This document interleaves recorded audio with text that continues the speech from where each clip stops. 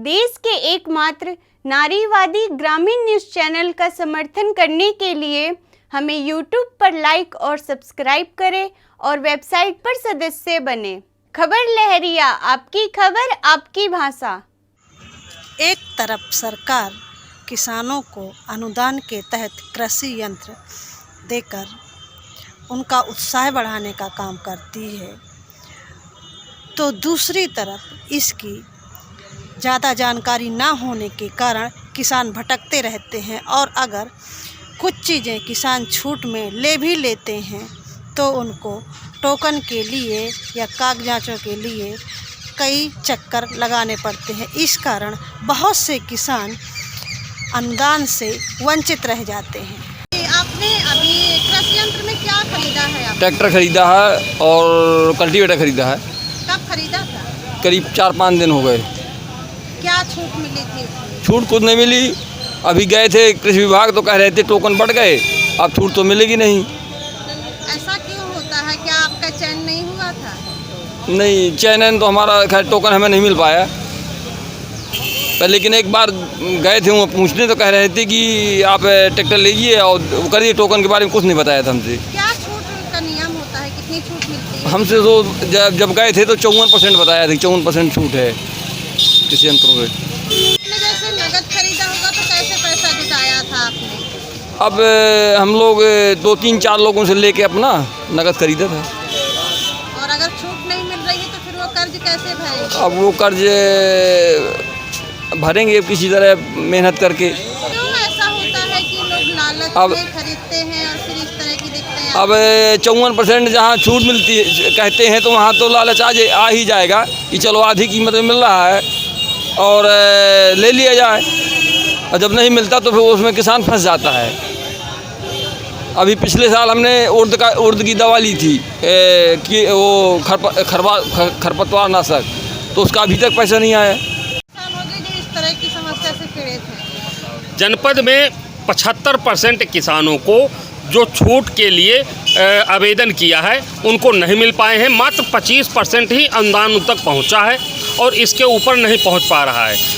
1 साल से नहीं, यहाँ तो 4-4 साल से लिए कागज़ घूम रहे हैं, मगर वो कागज़ क्यों लिए घूम रहे हैं? कृषि विभाग तक जाते हैं, वो कहते हैं हम भेज दिया है। इसके बाद जब मार्च आ जाता है तो कह देते हैं बजट ख़त्म।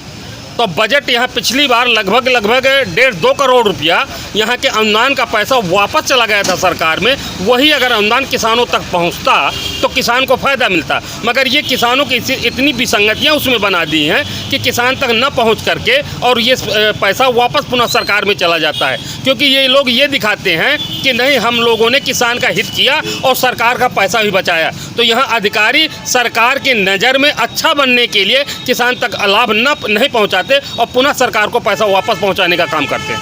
इसमें इस साल ऐसा सिस्टम डाला गया है कि सरकार ने कहा है कि जिसको जो यंत्र चाहिए उसके टोकन निकाले गए हैं, तो ऑनलाइन के सिस्टम के माध्यम से टोकन निकालें। इसके बाद जिसका जैसे नंबर आएगा, जिसका नाम आएगा, उसको बताया जाएगा। उसके आधार पर वो जाकर के दुकान से 1 हफ्ते का समय मिलेगा, वो अपना खरीद ले। इसके बाद वहाँ से छूट प्राप्त होगी। तो ये सरकार ने सिस्टम बनाया है, बशर्ते इसमें भी 1 हफ्ते के अंदर यहाँ किसान के पास इतना पैसा तत्काल में नहीं होता कि आपने आज छूट निकाली है, पता चला कि 1 हफ्ते का समय है और किसान तक संदेशा पहुँचते 2 दिन बचा है या 1 दिन बचा है, तो इसमें किसान वो वंचित रह जाते हैं टोकन वाले। तो इसका ये सिस्टम हो जाए। टोकन बहुत अच्छी व्यवस्था है, मगर टोकन में जिसका नाम आ गया है उसको ये छूट मिलनी चाहिए। कम से कम 2 महीने का समय होना चाहिए कि ताकि किसान अपनी व्यवस्था करके, पैसे की व्यवस्था करके वो सामान खरीद सके और छूट प्राप्त कर सके। अनुदान में कोई कृषि यंत्र खरीदे हैं? पाइप खरीदे हैं हमने। कब खरीदे थे? पाइप हमने लिए थे नवंबर-दिसंबर में। कितने प्रतिशत अनुदान में मिला था? हमको मिला था, हमारे पास थी लघु सीमांत में ज़मीन थी, 11.5 बीघा से कम थी, तो उसमें हमको 90% किससे छूट में मिले थे पाइप हमको मिला था 27 और पैसा लगा था हमको 6,500 कुछ रुपए लगे थे। कहते हैं पूरा भरना पड़ता है, बाद में छूट आती है। और अगर छूट नहीं आती तो फिर किसान कैसे उसको भरता है, कैसे जुटाता है? तो फिर वो फुल कहाएगा उसका, कोई उसमें जवाबदारी नहीं लेते वो लोग कि आएगी ही छूट।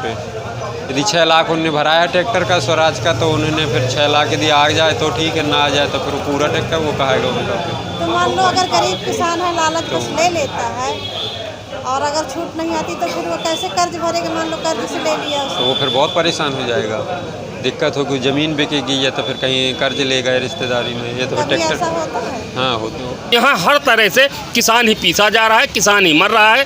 आज हम देख रहे हैं कि अभी प्रधानमंत्री के द्वारा 20 लाख करोड़ का पैकेज दिया गया, मगर किसानों के नाम पर अभी जो 1 लाख करोड़ की घोषणा हुई है, आप देखिएगा कि केवल किसान के लिए मात्र एक ही सुविधा दी जाती है कि किसान को ऋण दिया जाएगा। ऋण के अलावा कुछ नहीं है। हम कहते हैं कि हमें कुछ ना चाहिए, हमारी फसल का वाजिब दाम मिल जाए। जो आधार मूल्य है हमारा सन 67 को मान करके उसकी महंगाई के तौर पर जो महंगाई बढ़ी है, उस आधार पर हमारे जिंसों का रेट हमारा तय कर दिया जाए। केवल एक चीज़ सरकार दे दे कि हमारा जो न्यूनतम समर्थन मूल्य है उसके नीचे खरीद पर अपराध घोषित कर दिया जाए, उसकी तत्काल FIR हो जो समर्थन मूल्य के नीचे हमारी फसल को खरीदता है। अगर ये कर दे सरकार तो हमें किसी प्रकार की खैरात की और किसी प्रकार के अनुदान की, सरकार की किसी प्रकार की ज़रूरत नहीं है। हम लोगों को अगर देखा जाए तो अभी 16 साल के अंतर्गत 45 लाख करोड़ का घाटा किसान को लग चुका है। अगर 1-2 लाख करोड़ अगर किसान को दिया भी जाता है तो एक तरफ 45 लाख हमारे किसानों को लूटने का काम किया जाता है, तो किसान के लिए सुविधा कहाँ है? किसान से जो लूटा गया खाली वो वापस कर दे तो किसान खुशहाल हो जाएगा। जो कृषि यंत्र अनुदान में दिए जाते हैं उनका क्या नियम है?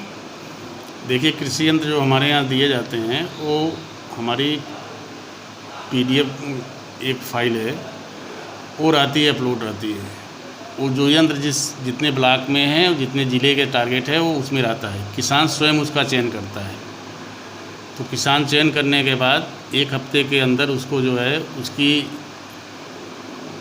धरोहर धनराशि जमा करनी पड़ती है और उसकी रसीद वो जो है प्राप्त करता है। इसके बाद 1 महीने के अंदर उसको अपलोड करना पड़ता है यंत्र खरीद करके उसका बिल। जब ये प्रक्रिया पूरी हो जाती है तो वो हमारे यहाँ फ़ाइल देता है। हम अपलोड जो किया रहा था उसको निकालते हैं, हम अपने यहाँ सत्यापन अधिकारी भेजते हैं। 10,000 के ऊपर के जो यंत्र हैं, बड़े यंत्र हैं, उनके लिए क्लास 2 अफसर, उसके नीचे के यंत्र जो हैं हमारा TSC या BTM ATM जो भी कर्मचारी, क्षेत्रीय कर्मचारी हैं, वो उसका सत्यापन करते हैं। फिर उनका सत्यापन अपलोड होता है। इसके बाद सीधे बिल निकलता है हमारा, बिल में से उनका पेमेंट कर देता हूँ। एक नरैनी ब्लॉक का साहपाटन ग्राम पंचायत है, वहाँ के एक किसान ने ट्रैक्टर लिया था। ये मतलब 2 साल लगभग हो गए।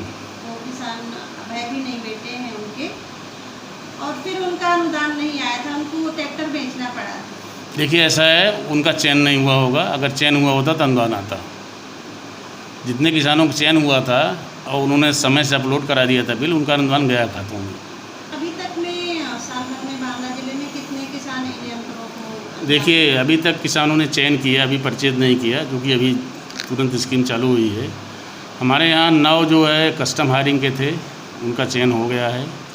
फार्म मशीनरी बैंक अभी नहीं हुआ है चयन, क्योंकि उसके लिए ग्रुप आगे नहीं आए हैं। ग्रुप बना के लोग उसको लेंगे।